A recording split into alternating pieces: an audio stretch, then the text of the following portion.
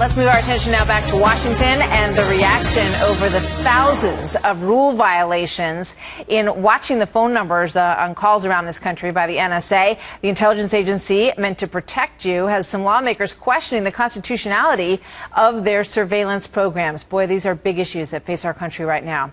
They believe, the critics, that they're gathering too much information on the American people. But others on Capitol Hill say no, this is for your safety. Watch. No, there is not a problem. The fact is, it worked. If you have 99.99% compliance and you have self-reporting errors, these came from an internal report, which then becomes part of an overall IG report. So I'm on the Intelligence Committee. I am satisfied. Peter King's satisfied.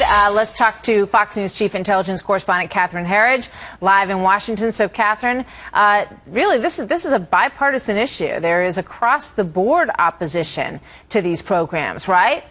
Well, that's right, Martha. What's striking about the latest revelations is that both Democrats and Republicans believe the NSA has not followed the rules laid down by Congress. As for the president, who returned last night from vacation, on the Sunday talk shows, a longtime Republican critic of government surveillance programs said Mr. Obama bears some of the blame. I think the president fundamentally misunderstands the constitutional separation of powers, because the checks and balances are supposed to come from independent branches of government. So he thinks that if he gets some lawyers together from the NSA and they do a PowerPoint presentation and tell him everything's okay, that the NSA can police themselves. Well, the NSA says the thousands of violations were unintentional and steps are taken to limit or mitigate the damage to American civil liberties. Even Democrats who are skeptical of the Snowden leaks are not satisfied the broad collection of data under any circumstances is justified.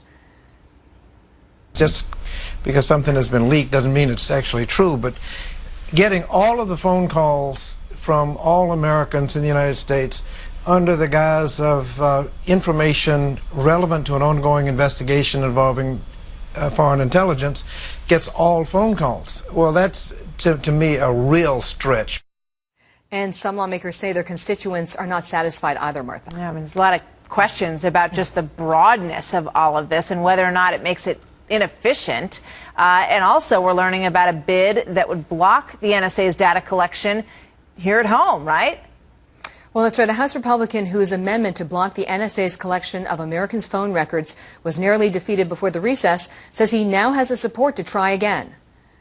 Well, I've certainly heard from a number of my colleagues directly and through the media that they feel differently about the amendment now, that if they had a second chance, yeah, they might have voted yes on it. Meanwhile, the partner of Glenn Greenwald was detained for 9 hours Sunday by British authorities at a London airport under a terrorism statute. All of his electronics, thumb drives, and the like were confiscated. Greenwald is the journalist who published the leaked NSA documents. Greenwald's newspaper, The Guardian, saying today that this episode was a failed attempt at intimidation, Martha. Interesting. Catherine, thank you very much. You're welcome.